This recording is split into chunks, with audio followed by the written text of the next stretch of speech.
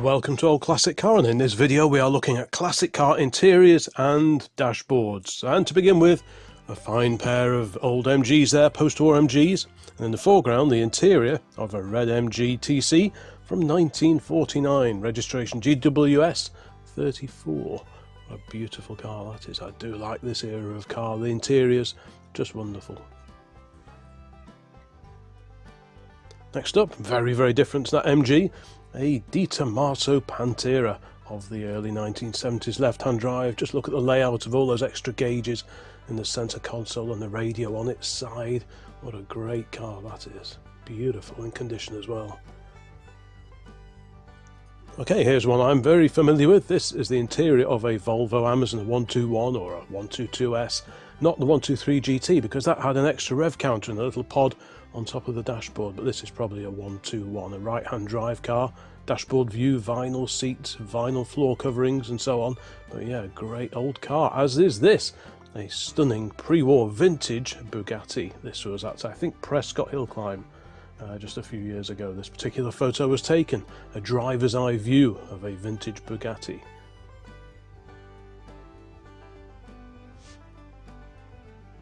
Next up we have this fine old machine. This is a standard 12. These models were introduced just before the Second World War, but this is a post-war drop head coupe version of the 12 horsepower dating to 1947, and very smart it is too. What a beautiful interior that is, all new carpets, lovely seats.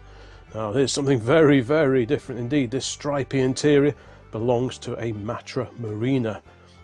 The French car, 3 abreast seating, which makes this car particularly unusual.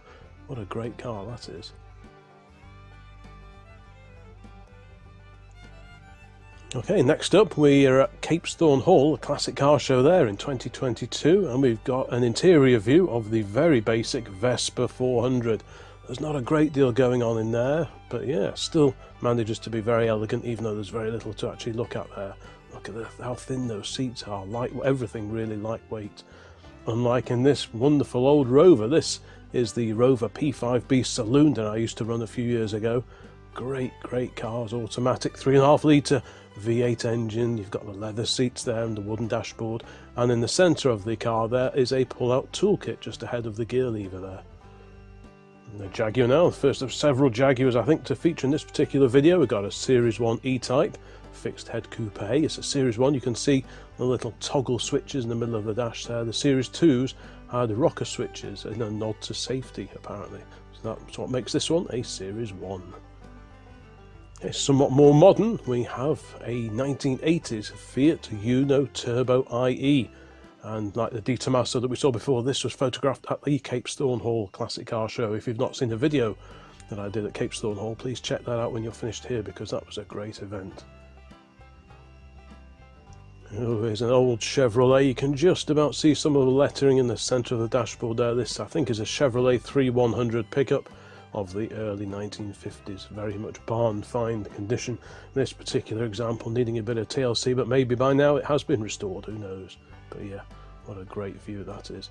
As is this, another Jaguar. This time we have an XK150, a drop head coupe version of Jaguar's XK150, last of the classic XKs. Very unusual gear lever. Look at the angle of the gear lever on that particular car there, next to the handbrake. Okay, now we have a Triumph Spitfire. You can see the wooden dashboard there. This is a Mark IV or a 1500. I'm not quite sure which one it is, but it's certainly not one of the earlier cars. We'll see an example of one of those later on in this particular collection.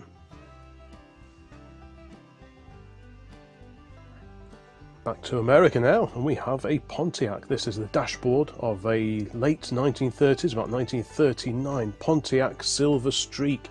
Left-hand drive, you've got the gear change on the column there. Fairly simple. I like the clock set into the glove box lid as well. That's a very neat little touch. And this one should be familiar to any fans of classic VWs. This is a split window VW van, I believe. Same as the camper van, but I think this was a van version, this particular one, at Smallwood, the Smallwood Vintage Rally, I believe. Okay, carrying on with these vintage and classic interiors. This is the old Dodge that I had until not that long ago. I had this for 10 years, a 1924 Dodge Tourer. You can see the very simple dashboard layout there and the original dealer supplier plaque just over on the left hand side next to the choke.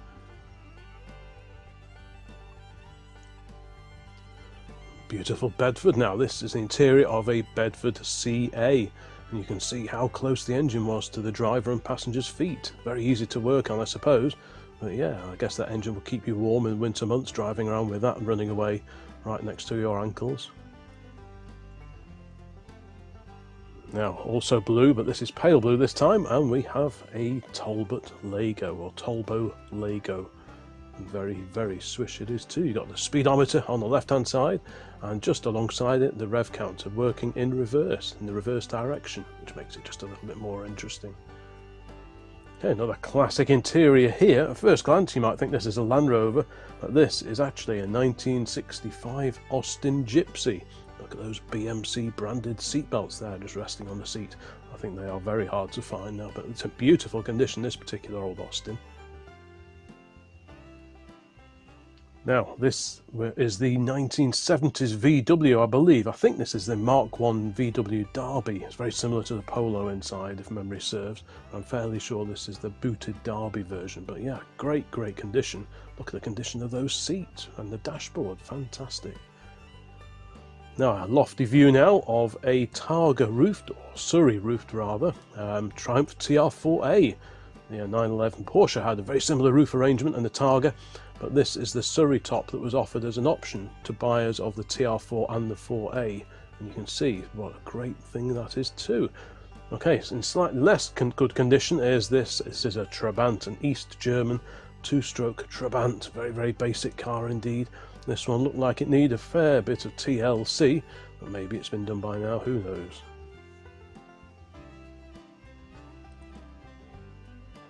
Another wonderful 1950s interior here, a Sunbeam Talbot Alpine. What an incredible car that is. Roots Group in the 1950s produced some fantastic interiors, dashboards in particular, those lovely cream steering wheels and all the switchgear and everything. Absolutely wonderful. I love the speedometer as well. What a great shape. Okay, somewhat older now, we're going to the 1920s, and here we have a vintage Morris Cowley Tourer.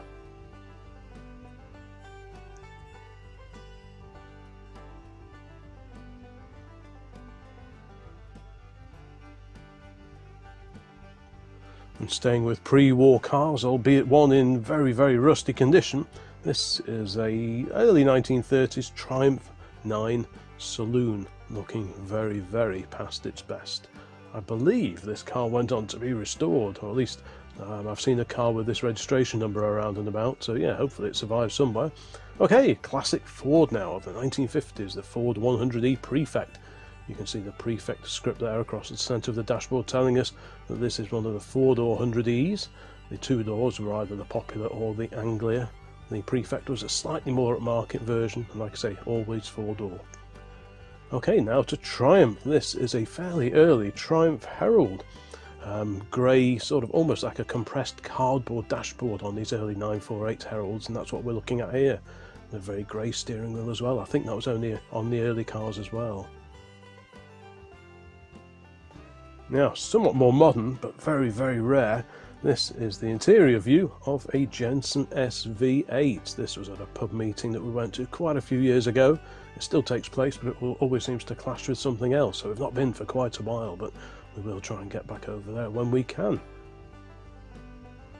No prizes for guessing. We're looking at a Saab here. This car is from the 1970s, a Saab 95, which is the estate version of the Saab 96, in this case a V4 powered car. Very utilitarian, but it was all there. Everything you need was easily within reach. Something a little different now, a Ferrari 2416 F1. This front-engine Grand Prix car dates to the late 1950s, shortly before the rear-engined revolution really took hold.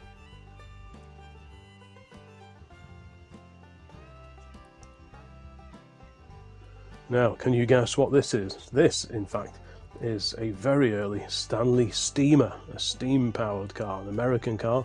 You can just about see the Stanley badge there on the bulkhead. Many, many controls. There's plenty to keep you busy there.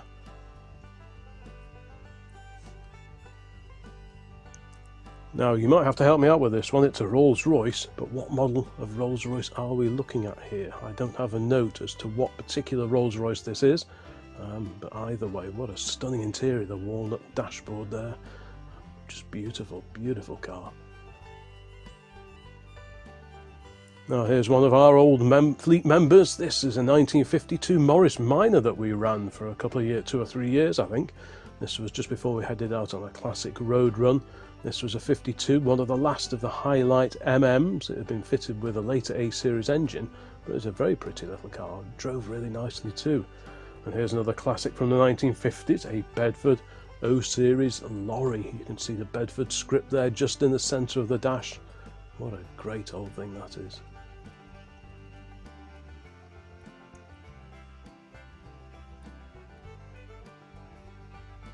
And here we have a wartime era, fully restored Jeep, a Willys Jeep.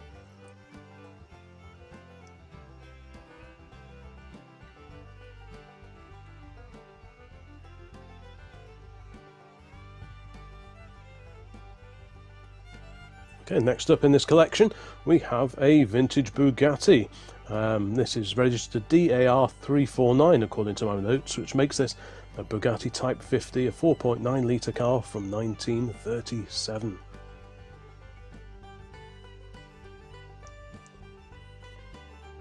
And this car was photographed at one of the Combermere meets that we go to, one of the breakfast meets, and this car regularly turns up. It is a green Porsche 914 from the early 1970s.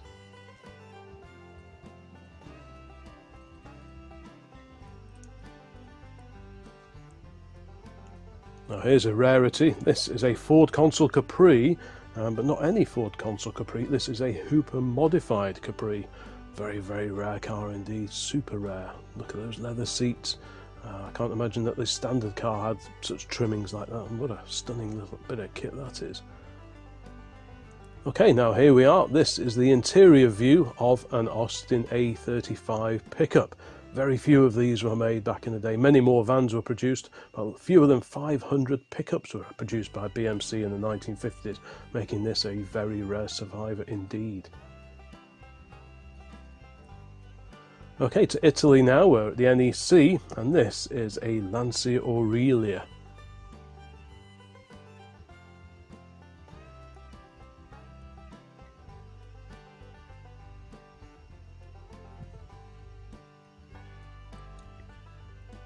And here, this will be a view familiar to many motorists back in the 1970s. This is the simple, but all you need, Fiesta Mark I interior. Wind-up windows, who remembers those? Keep fit windows. Yeah, all very simple, but everything you need and nothing else. There's a beautiful interior. This is the driver's eye view of a Sunbeam Talbot, a 10 horsepower car. The registration, if you want to look it up, is EFY 412 and it dates to May of 1939.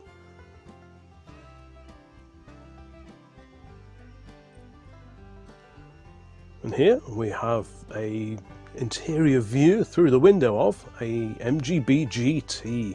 This is a manually equipped car. Some MGBs were automatic, but the vast majority were manual, some with overdrive gearboxes.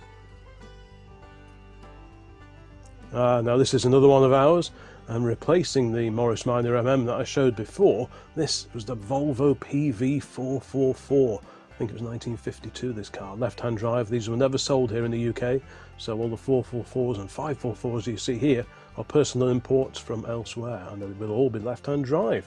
And here, right-hand drive, is a Ferrari, the registration YXG522. This is a Ferrari 212 Touring Berlinetta of 1951.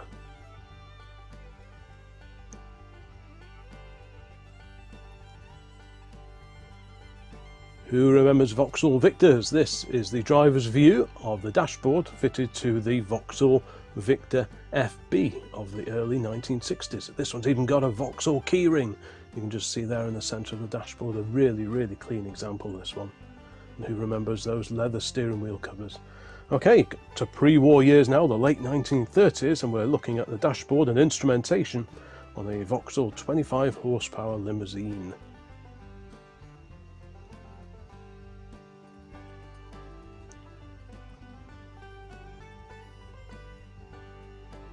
Now, something a little bit more sporty than that lofty Vauxhall. Here we have a Sunbeam Alpine.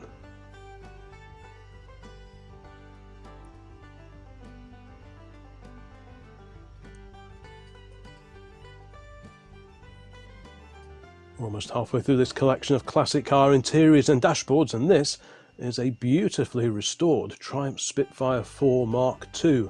The reason I say it's a Mark II is because the Mark III that came later had a wooden dash panel where those instruments are sat, whereas the Mark 1s and 2s had that black painted, or I'm not quite sure what the finish is.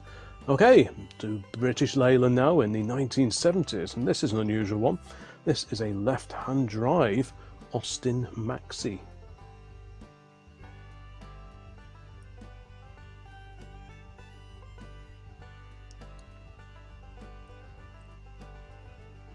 There's another one that we used to run probably 10, 12 years ago, something like that. This is the Standard 10 Companion, the little estate car version of the Standard 10. Note the correct year of RAC guide and handbook that I had on the parcel shelf there. Yeah, that was such a practical little car, great little thing that was. And here's a beautiful car, a little bit older though, and this is a just post-war Hillman Minx. Really attractive dashboard there, that cream-faced dials, they just look very, very nice indeed. I don't think that flasher unit on the side of the steering column is probably the original location, but then again it probably wouldn't have had flashing indicators at all. Now look at this, what a beautifully finished car this is. This is a Jensen CV8.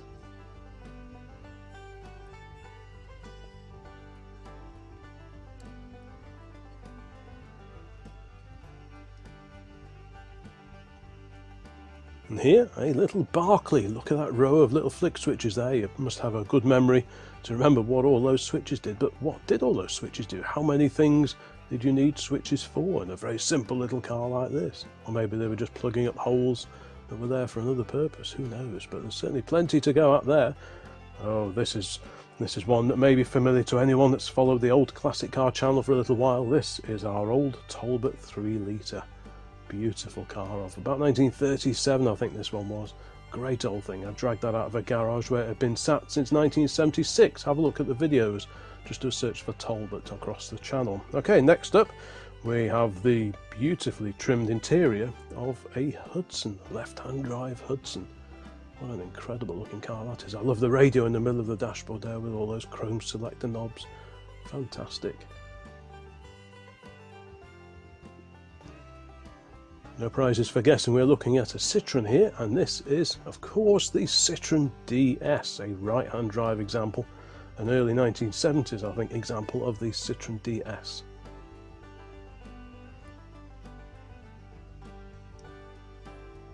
Back to classic British cars, and this is the AC Greyhound. Very smart looking car indeed, and very nice GT of the, I think, early 1960s, I think is probably the date for this. It's got 130 miles an hour speedometer, and it's redlined at 5750 going off the tacho that you can just about see there. Somewhat earlier now, we are in the cabin of a Ford Model A coupe or coupe. Look at that extra oil pressure gauge that's just hanging down there from the main instrument binnacle. Very, very nice. So original, this car. I do actually remember this one quite well. Absolutely stunning.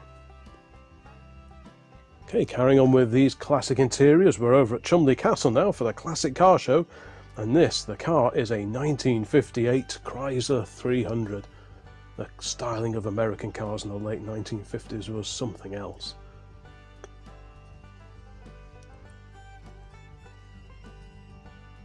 Somewhat more modest, a lot more British, and you can see a pre-selected gearbox there just to the right of the steering column. So this is a Lanchester. This is a small 10 horsepower fixed head coupe Lanchester dating to 1934.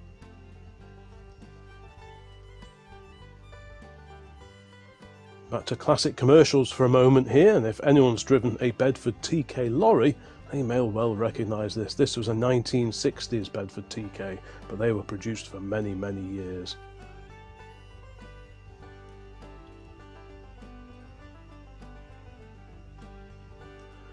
Now, unsurprisingly, we are back to America again, and you can see the lettering over on the right-hand side there for Oldsmobile. This particular Oldsmobile dates to 1960. It looks to have some extra gauges on top of the dashboard panel as well.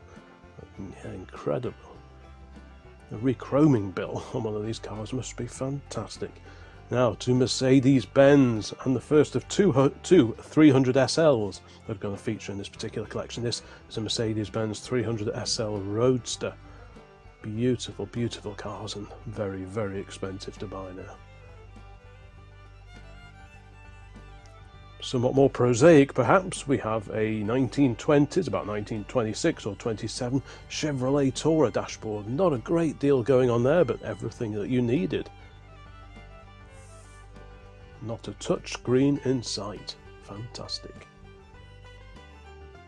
Now here's a beautiful Daimler. This is a Daimler V8 250, the Daimler powered version, if you like, of the Mark II Jaguar. Beautifully restored interior there, the leather, the woodwork, the walnut veneers, absolutely stunning. And you've got the automatic gear lever change just on the right hand side of the column there. Okay, we're back to classic commercials here, and we've got a slightly cobwebby lorry of the, I think this was late 1950s or thereabouts. What a great view that is. You can just imagine someone working every day driving these up and down the country, a delivery van. And here, another classic Mercedes. Mercedes certainly knew how to produce interiors back then. This is a 280 SE from about 1970, but everything in this era of Mercedes was just so beautifully made and put together. It was just incredible.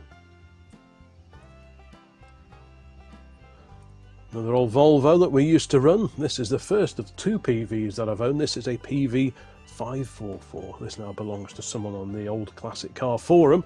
He's getting good use out of this old girl now, but this was a great car, one that I should really have hung on to, because it would just be ideal for the longer trips that I've got in mind now. Okay, back to Jaguar. Here we have a 1961 Jaguar E-Type Roadster, a 3.8 litre car, 77RW, the famous Geneva Motor Show car, finished in dark green.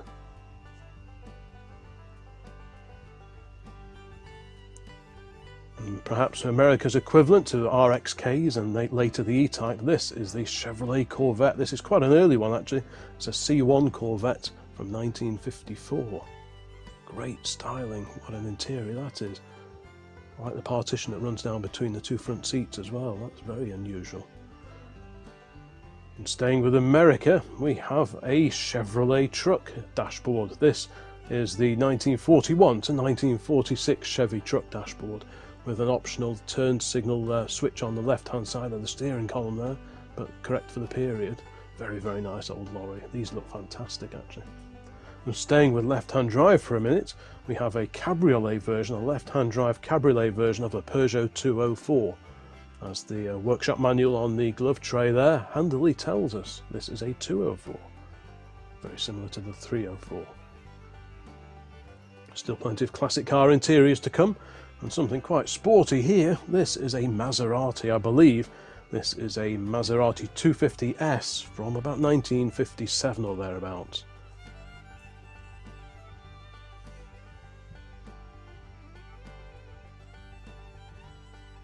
And here's a car you don't see all that often, especially in right-hand drive form. This is a Borg Ward Isabella's dashboard.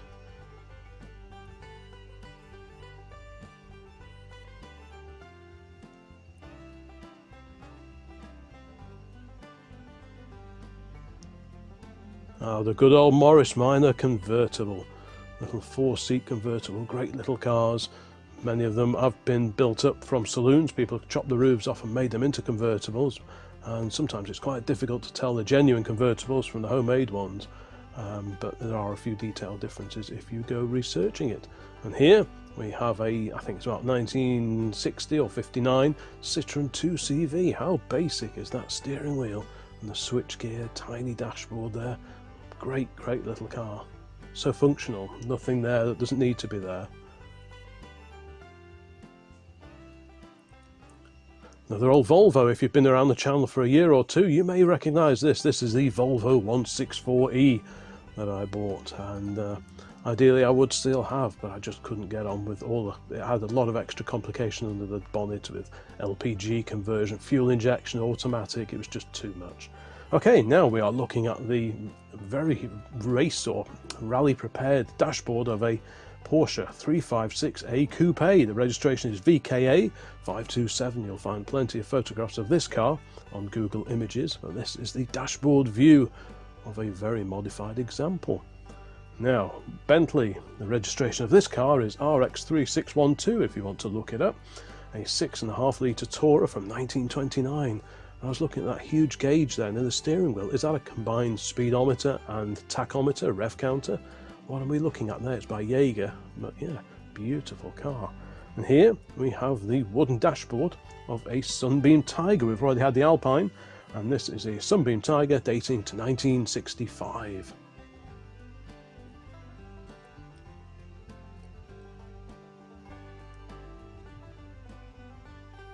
Next up, we are to Japan in the 1970s, early 1970s, and this is a Toyota Crown 2600 Coupe's interior.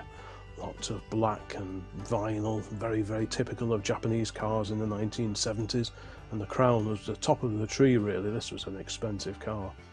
Okay, back to Britain in the 1950s, and we have an Austin A55 Cambridge interior.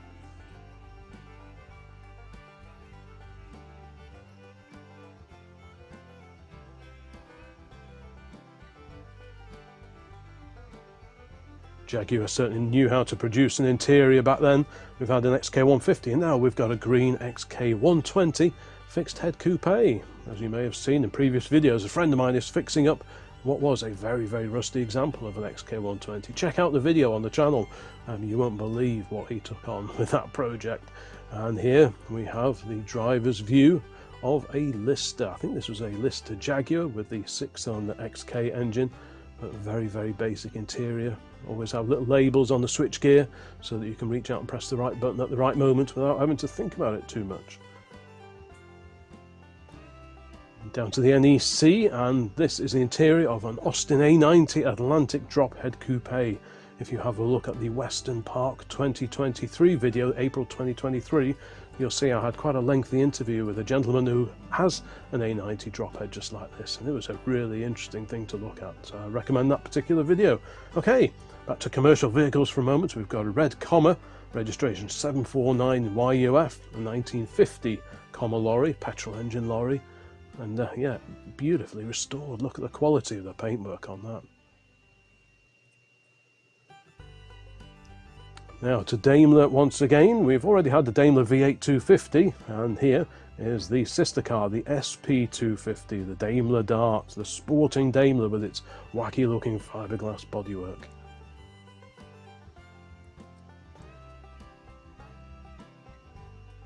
Here we have, let's have a look at this. I think we are looking at a Hudson. This is a Hudson Super 6 from 1929. I had to dig out my notes because I actually prepared these photos nearly a year ago, but only now am I actually putting the video together, so I did have to sort of scratch around a little bit just to remind myself what some of these cars are. And here, there's that other 300 SL I mentioned. We've seen the Roadster before, and this is the Gullwing 300 SL Coupe. What a stunning car that is. I was fortunate enough to get a ride in one of these a few years ago, and it's just an incredible bit of kit. To America now, and a Ford Mustang. This was at one of the Combermere meetings at the Old Piggery Cafe. These take place fairly regularly throughout the year, so check out the Facebook page for the Old Piggery Cafe and Cars and Caffeine at Combermere, and you'll find out details and dates of future meets, hopefully. Now, this is a Crossley. VM1417 is the registration number. This is a 20.9 horsepower RAC rating car saloon from 1927, a 2-litre engine, and in absolutely stunning condition. This belongs to descendants of the Crossley, the original Crossley owner. Next up, interior view of a British MGB Roadster, one of the rubber bumper cars. I've included a photo of my left-hand drive US spec car that I used to have, just as a comparison to show the different style of dash on the left-hand drive American car versus the UK car. Ignore the steering wheel. Okay, another classic Daimler, and this time an XJ Coupe, based on the Series 2 XJ of the mid-1970s. You could get Jaguars, you could get Daimlers, you could have a 4.2 straight 6, or the 5.3 litre V12. But yeah, beautifully elegant car with that pillarless styling when you wind both side windows down. And talking of beautiful cars, probably one of my favourites of this entire collection, an Alfa Romeo 8C. Absolutely gorgeous car, late 1920s. I think this one probably dates to the registration is BOI 4653, but just look at the detail of the gear lever, the handbrake, the dash. Absolutely incredible. Looking a little bit more time worn is this. This is a slightly crusty Jowett Jupiter. This was photographed at one of the NEC restoration shows in their barn find area, and this one was looking decidedly cobwebby at the time. Wonder if it's been restored by now.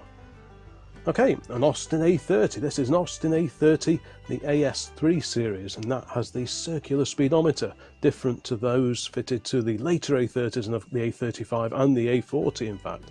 So you can always tell an early A30 by that circular speedo that you can see there. Now, another left-hand drive classic from America. This is the rear-engined Chevrolet Corvair Monza. Very rare sight here in the UK. I think this was a convertible version. They did the fixed coupe as well, but this was a convertible, needing a bit of restoration, but wasn't in too bad a condition from what I remember.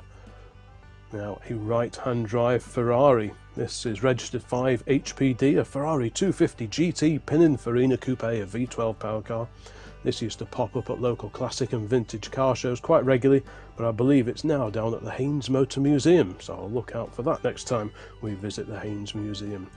And to finish off this collection, we've got a driver's view of a left-hand drive Citroën Acadian of the 1970s, contemporary of course to the 2CV and the very similarly styled Citroën Diane.